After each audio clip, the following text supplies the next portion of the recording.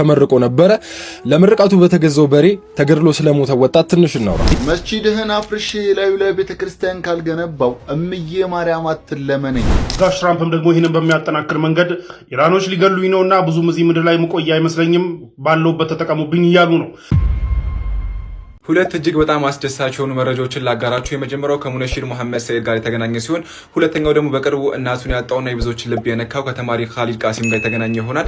በቅደም ተከተል ልንገራችሁ። ገና በወጣትነት እድሜ ሞቶ ብዙዎቻችን አሳዝኖ የነበረው ሙነሺር መሐመድ ሰይድ ሁለተኛ ልጅ የሆነችው ኸዲጃ በትላንትናው ዕለት ቁርአን ማህተሟ ተነግሯል። እዚህ ጋር የምትመለከተው መልኩም ደግሞ ከቤተሰቦቿ ጋር ደስ የሚል ጊዜ እንዳሳለፈችም ተዘግቧል ማለት ነው። ይህ እጅግ በጣም አስደሳችና እቺ ልጅ እንግዲህ አድጋ ለአባቷ ዱዓ የምታደርግ የምትጠቅም ጀግና ልጅ አላህ ያድርጋት። እሱንም ደግሞ ጀነተል ፊርዶስን ይወፍቀው። አንደኛው መረጃ ይሄ። ሁለተኛው መረጃ ደግሞ ከተማሪ ኻሊድ ቃሲም ጋር ይገናኛል። የሚኒስትሪ ፈተና በሚወስድበት ቀን እናቱን በሞት ያጣውና ጠዋት ፈተና ሄዶ ተፈትኖ በመሃልም ቀብሮ ተመልሶ ከሰዓት ሄዶ ፈተና ተፈትኖ ብዙዎችን አስገርሞ የነበረው ወይም ደግሞ ብዙዎችን አሳዝኖ የነበረው ተማሪ ኻሊድ ቃሲም እንደምታውቁት ከበታቹ ሁለት ታናናሾቹ አሉ። ቤተሰቡን የሚያስተዳድረው እሱ ነው። ታዲያ ይህንን ተማሪ በሸገር ሲቲ ምንድነው የካጣፎ ክፍለ ከተማ አመራሮችና እንዲሁም ደግሞ የኦሮሚያ ትምህርት ቢሮ በጋራ በመሆን ለነዚህ ልጆች ቤት ተገንብቶ ሊሰጣቸው እንደሆነ ተነግሯል። እንግዲህ የካጣፎ ክፍለ ከተማ መሬቱን ለመስጠት ኦሮሚያ ትምህርት ቢሮ ደግሞ ቤቱን ገንብቶ ለማስረከብ እንግዲህ ምንድነው ማበሸራቸው ወይም መናገራቸው ተዘግቧል ማለት ነው። ይህ እጅግ በጣም አስደሳች ነገር ነው። እነዚህ ተማሪዎችን ለመደገፍ ብዙዎች የተረባረቡ እንደነበረ ታውቃላችሁ። ታዲያ የካጣፎ ክፍለ ከተማም ከኦሮሚያ ትምህርት ቢሮ ጋር በመሆን ቤት ገንብቶ ሊሰጣቸው እንደሆነ ተነግሯል። ይህ እጅግ በጣም አስደሳች የሆነ ነገር ነው። እንግዲህ ሁለቱንም መረጃ ይጠቅማል ወይም ያስደስታል ብዬ ስላሰብኩ ለእናንተ አመጣሁት። ቪዲዮውን በደንብ ኮፒ ሊንክ፣ ሼር፣ ሪፖስት አድርጉት። ሰላም አለይኩም፣ ይመቻችሁ። ለምርቃቱ በተገዛው በሬ ተወግቶ ስለሞተው የጎንደር ዩኒቨርሲቲ በኤሌክትሪካል ኢንጂነሪንግ ተመራቂ ስለሆነው ከአንድ ሳምንት በፊት ተመርቆ ነበረ። ለምርቃቱ በተገዛው በሬ ተገድሎ ስለሞተው ወጣት ትንሽ እናውራ። ይሄ በምስሉ ላይ የምትመለከቱት ወጣት እንግዲህ ከአንድ ሳምንት በፊት ተመርቆ ከጎንደር ዩኒቨርሲቲ ወደ ቤተሰቦቹ ሄዶ በሬ በመግዛት ከቤተሰቦቹ ጋር ደስታውን አብሮ ሰለብሬት ለማድረግ በተገዛው በሬ ነው ተገድሎ የሞተው። እስቲ ዛሬ የሱን የሞት ዜና ልነግራችሁ ሳይሆን ከኛ ህይወት ጋር ይሄ ነገር ምን ያገናኘዋል የሚለውን ትንሽ ትንታኔ ሰጣችኋለሁ። ይሄ ቪዲዮ ለማንኛውም ሰው ስለሚጠቅም ሪፖርት ሼር እያደረጋችሁ አድርሱ። አብዛኞቻችን ሰዎች በተፈጥሯችን ሁላችንም እንደ ራሳችንን ሁሌ ዘውታሪ አድርገን ነው የምናስበው። መቼ እንደምንሞት አናስብም። እኔ እኮ ሟች ነኝ ብለን ከፈጣሪ ጋርም ከሰዎች ጋርም ያለንን ግንኙነት አጥብቀን አንይዝም። ጌታችን አላህ ምን ይላል? ወማ ተድሪ ነፍሱም ማዛ ተክሲቡ ገዳ። ነፍስ እኮ ነገም እንደምትሰራ አታውቅም። ወማ ተድሪ ነፍሱም ቢአይ አርዲን ተሙት። ነፍስም በየትኛው ምድር እንደምትሞት አታውቅም ይላል። አሁን ለምሳሌ እኔ ኢትዮጵያ ነው ያለሁት። ኢትዮጵያ ነው የምሞተው ብዬ አስቤ ሊሆን ይችላል። ነገር ግን ማላቀው ሀገር በቃ ጭራሽ ከዚህ በፊትም ኢማጂን አድርጌው ማላቀው ሀገር ሂጄ ልሞት ይችላል። አሁን ይሄ የጎንደር ዩኒቨርሲቲ ተመራቂም እዚህ ደረጃ ለመድረስ ለመመረቂያ ሁሉ አመታት ምን ያህል እንቅልፉን ሰውቶ ሲያጠና እንደነበረ፣ ምን ያህል ከሰዎች ከጓደኞቹ ርቆ ለትምህርቱ ጊዜ ሰጥቶ ሲያጠና እንደነበር ምናቀው ነገር የለም። ነገር ግን ለመመረቅ እርግጠኛ ነኝ በጣም ብዙ መስዋዕቶችን ከፍሏል። ዋናው መልእክቴ ምንድነው? እዚህ ምድር ላይ ስንኖር እንደ እንግዳ መኖር አለብን። ስንሄድም ሰዎች ላይ ጥሩ ነገር ጥለን ጥሩ ውለታዎችን ውለን ሰዎች በደስታ በጥሩ ነገር የሚያስደስቱበትን ወዮች እንዲሁም ደግሞ እንደዚህ አሁን በማንኛውም ሰዓት ልንሞት ስለምንችል ጌታችንን ስንገናኝ በጥሩ ሚዛን እንድንገናኘው ዱንያ ላይ እሱን የሚያስደስት ነገር ሰርተን መሄዳችንን አደራ ልላችሁ እወዳለሁ። ከኔ ጭምር እና ምድር ይቺ ነች። ነገ ከነጎዲያ እንዲያስተካክላለሁ የሚባል ነገር የለም። በማንኛውም ሰዓት ልንሄድ ስለምንችል ጥንቃቄ አድርገን ህይወታችንን አሳምረን ወደ ጌታችን ወደ አላህ እንመለሳለን ለማለት ያህል ነው። ወሰላሙ አለይኩም ወራህመቱላሂ ወበረካቱ።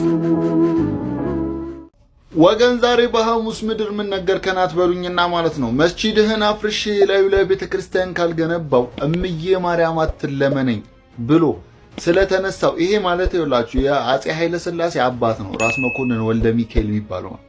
በባለፈው ቪዲዮ ላይ በትላንትናው ቪዲዮ ላይ ሐረር ራስ መኮንን ወልደ ሚካኤል ተሰጠው፣ ሚኒሊክ ለሱ ሰጠው ብዬ ነበር ያቆም። ዛሬ ደግሞ ማለት ነው ሐረርን ምን ያህል እንደጨቆናትና መስጂዶቿን አፍርሶ እንዴት ወደ ቤተክርስቲያን እንዲሁም ደግሞ እንዴት እስልምናን እንደጨቆነ ነግራችኋለሁ። በተለያየ ምክንያት ይኸውላችሁ ያ ቪዲዮ ተይዟል። በደንብ ኮፒ ሊንክ እየተደረገ ስላልነበረ ማለት ነው ከዚህ በፊት የለቀኩት።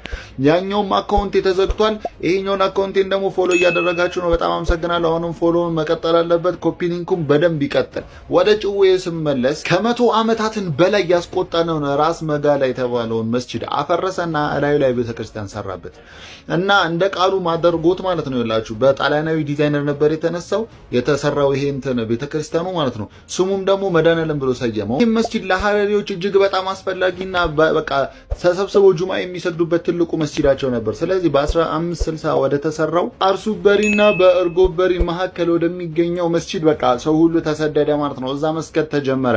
ይሄ ራስ ወልደሚ እኔ ስሙን ራሱ አልጠራውም ማለት ነው ይላችሁ የአፄ ኃይለ ሥላሴ አባት ነው ይላችሁ ነግራችኋለሁ አይደለ? አመጣጡን በደንብ እንድታስታውሱ ነው የምደጋግመው።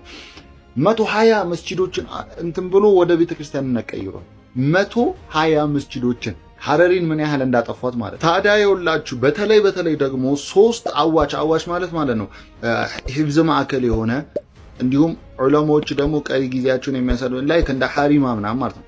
እነዚህን ትልልቅ በሐረሪ ታሪክ እጅግ በጣም ቅርስ የሆኑትን 3ቱን ወደ ቤተክርስቲያን ነቀይሯል። ታዲያ ይኸውላችሁ አብዛኛው በ1900 እንደ አውሮፓን አቆጣጠር በወረርሽኝ ሲሞቱ ማለት ነው። በዛውም ይሄ ሰውዬ አፄ ኃይለ ሥላሴን ማለት ነው በኋላ ላይ ልጁን ይሾመዋል ማለት ነው።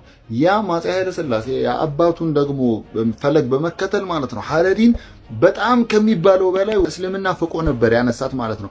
መጠጥ ቤት ከፈተ። እንዲሁም ደግሞ ሐረሪዎች ራሱ አመጽ አስነስተው እሱ እንዳይገለብጡት ማለት ነው 3ኛው የክፍለ ሀገር ጦር መከላከያ እዛ ማሰልጠኛ ምናምን አደረጋት ሐረርን ማለት ነው። ከዛ በኋላ አደገኛ ንድፎችን ነድፈው እንዳለ ሐረሪዎችን በሱስ ምናምን እንዲጠቁ አድርጓቸው እንዲሁም ደግሞ እያንዳንዱን በቃ ሬስቶራንት እያለ ባርና ሬስቶራንት እያለ መጀመሪያ ሐረርን ያበላሻት በቃ ይሄ ሰው የዚህ ሰውዬ ልጅ አፄ ኃይለ ሥላሴ ነው ማለት ነው። ሐረርን ለሁለት አድርገው ድምጥማጧን እንዳይገኝ የእስልምና እንትን እንዳይገኝ አድርገው አሁን እንደምናየው አሁንም ሐረሪዎች አብዛኛው ሙስሊም ነው። ነገር ግን በጣም ፈሳድ እንዲገባ ያደረጉት እሱና ልጁ አፄ ኃይለ ሥላሴ ነው ማለት ነው። ይሄ ቪዲዮ ከተመቻችሁ ደግሞ ላይክ እና ፎሎ ማድረግ እንዳይረሳ፣ ለሌሎች ሼር እያደረጋችሁ መረጃውን አዳርሱት። ይመቻል። ኢራኖች ጋሽ ትራምፕን ለማስወገድ እያሴሩ ነው አሉ።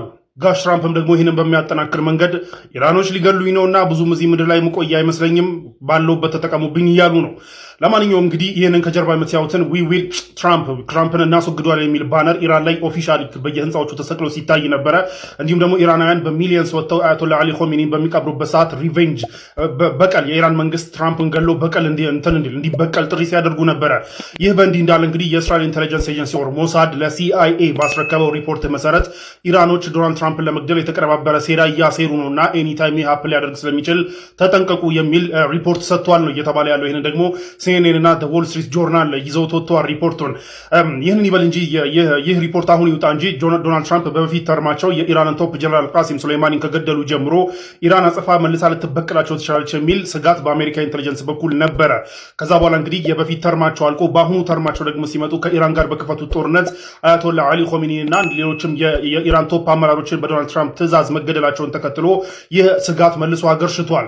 ኢራንን ደግሞ አጸፋ መልሳ እንግዲህ ዶናልድ ትራምፕን ብቻ ሳይሆን ከዶናልድ ትራምፕ ስር ያሉ የአሜሪካ ቶፕ አመራሮች አሁን ያሉትም ሆኑ ፎርመር ስልጣን ላይ በፊት ስልጣን ላይ የነበሩትም በሙሉ ኤኒታይም ኢራን አታክ አድርጋ አጸፋ ልትመልስ ትችላለች የሚል ከፍተኛ ስጋት አለ።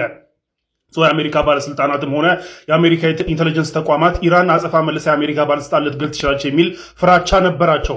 ይህ በእንዲህ እንዳለና እንዲሁም የአሁኑ የተኩስ አቁም ስምምነቱ ፈርሶ ባለበት ሰዓት ደግሞ ዶናልድ ትራምፕ ከትናንት ወዲያ ሮብ ዕለት በተናገሩት ንግግር ኢራናውያን እኔ ሊስት አላቸው፣ ሰው ሊገሉ ያሰቡት የአሜሪካ ቶፕ አመራሮች ሊስት አላቸው። የሊስቱ ቶፕ ላይ ያለሁት እኔ ነኝ። እስካሁን ድረስ እድለኛ ነኝ። እስካሁን ድረስ እድለኛ ስለሆንኩኝ በህይወት አለው። ግን ይህ እድሌ ኤኒታይም ሊያበቃ ይችላልና እነዚህ ሰዎች ቪሸስ ናቸው፣ ጨካኝ ናቸው፣ አረመኔ ናቸውና ታይም ሊያስወግዱኝ ይችላሉ የሚል ንግግር መናገራቸው ድንጋጤ ፈጥሯል። አንድ የአሜሪካ የሀያል አገር መሪ የሆኑ መሪ ኤኒታይም ልገደል እችላለሁ እስካሁን እድለኛ ስለሆንኩ ነው ያለሁት ማለታቸው ድንጋጤ ፈጥሯል። ይህንን ተከትሎ እንግዲህ የእስራኤል አሁን የተኩስ አቁም ስምምነት በቆመበት መተኳኮሶች ባሉበት እንዲሁም ደግሞ ዶናልድ ትራምፕ ይህንን በተናገሩበት ሰዓት እንግዲህ የእስራኤል ኢንቴሊጀንስ ተቋም ደግሞ ይህ ሀፕል ሊያደርግ ፕላን እየተደረገባችሁ ነው፣ ትራምፕ ሊገደሉ ፕላን እየተደረገ ነውና ተጠንቀቁ የሚል ሪፖርት አውጥተዋል።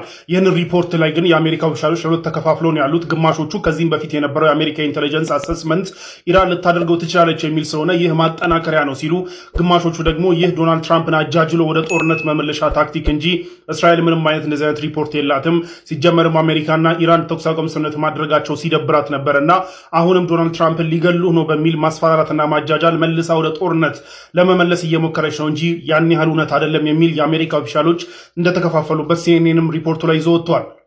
ግን አንድ የአሜሪካ መሪ ኢራን ልትገለኝ ነውና እድለኛ ስለሆንኩ ነው ያለሁት ኤኒታይም ልሞት እችላለሁ ብለው አናውንስ ማድረጋቸው ግን በጣም አስደንጋጭ ሆኗል ማለት ነው። ለማንኛውም የትኛው ይመስላችኋል? እናንተ ኮሜንት ላይ አስቀምጡ። የምር ሊገሉት እያሰቡ ነው ወይስ እስራኤል ያው እንደለመደችው አጃጅላ ወደ ጦርነት ልትመልሰው ነው? ኮሜንት ላይ ጻፉልኝ።